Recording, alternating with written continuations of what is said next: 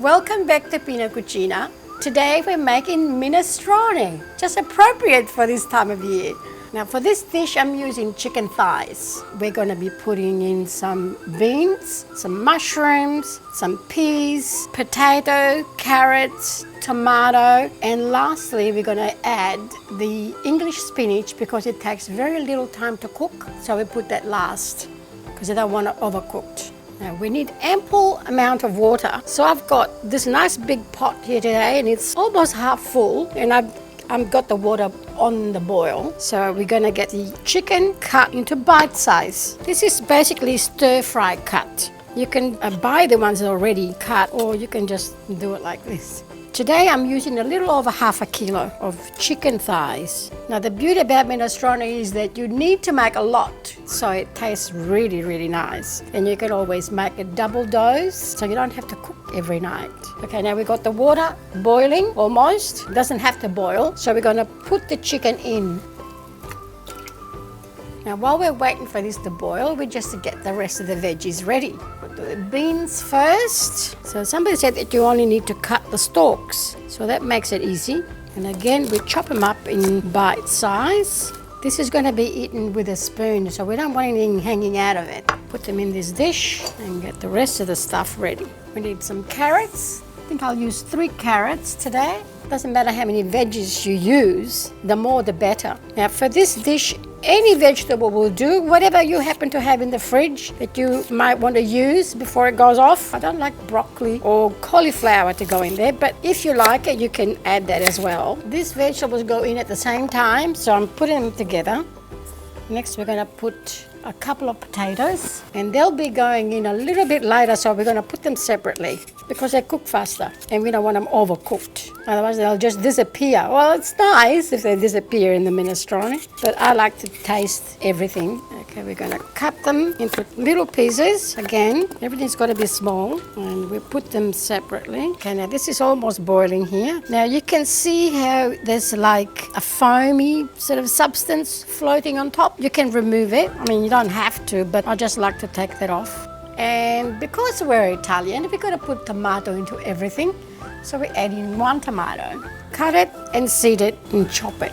Okay, now we're going to put these 2 first, onion and tomato, so they can go in together. Okay, now that we got the tomatoes and onions here, they can go in first. It's boiling nicely. These can go in as well because they take longer to cook. So that's peas, beans, and carrots. Now, potatoes don't take that long to cook, so we're going to wait till we're halfway there and then we throw them in. The chickpeas, I've used the ones that are in the can, so they're pre-cooked, so they don't take that long.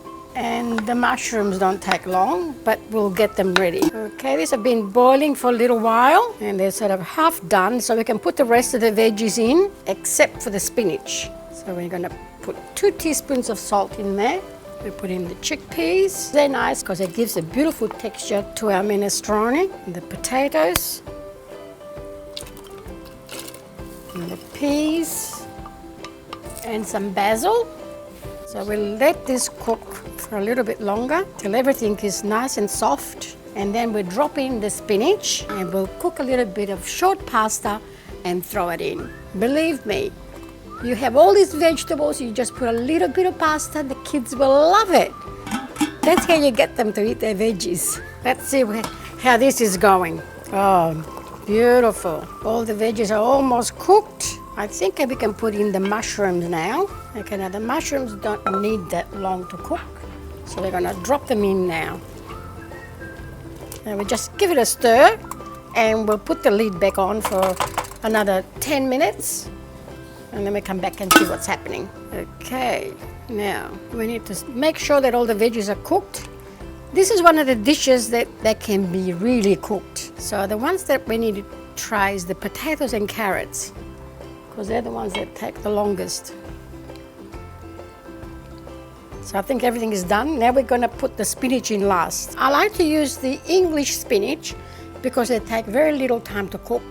If you're using the other spinach, then you have to put them a little bit sooner than this. So they've been chopped and washed. Now make sure you wash this 3 times because they're quite sandy. Really, all we need to do for these is to wait for them to wilt. They don't really need to cook because they cook very quickly. The pasta was half cooked because if you put it in here, then you'll end up with a very dry minestrone. So when the pasta is cooked, your minestrone is ready. So that's all you need to try from now on. Let's see.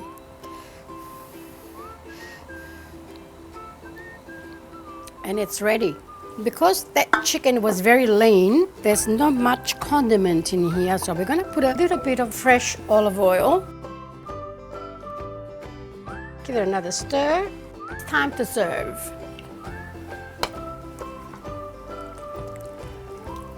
Beautiful minestrone, lots of vegetables.